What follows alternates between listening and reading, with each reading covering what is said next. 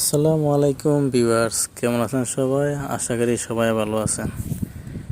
পুরুষ মানুষ ঘরের বড় হলে তার জীবনে দুঃখ, কষ্ট, লাঞ্ছনা ছাড়া তার জীবনে আর কিছুই নেই।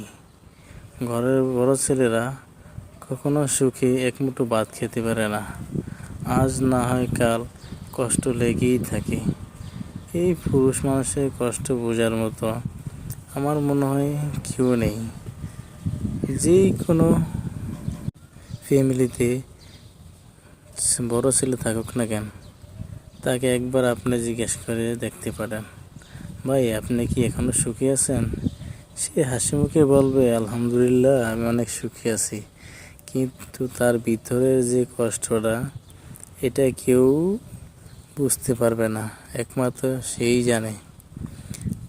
কারণ ঘরের কথা বাইরে বলতে নেই, তারপরও কিছু সময় বলতে হয়, বুঝছেন? পুরুষ মানুষের কষ্টটা এমন এক পরিস্থিতিতে চলে যায় যা অন্যের কাছে বলার মতো এমন সামর্থ্য থাকে না। কোন মুখে বলবে?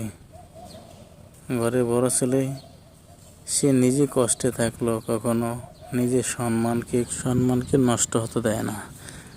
কারণ সম্মান নষ্ট হয়ে গেলে আর কখনো ফিরে পাওয়া যায় না। সম্মান কিনে অর্জন করা যায় না।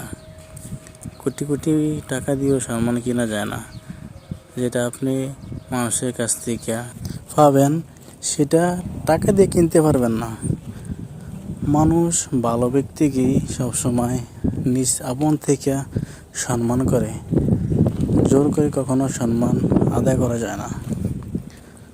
পুরুষ মানুষ এমন এক জাতি, হাজার কষ্টে থাকার পরেও সে হাসি মুখে দিন কাটায়।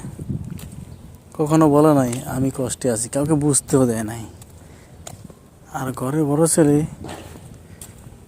সে কখনো চায় না তার বাবা মা ভাই বোন তারা কষ্টে থাকুক।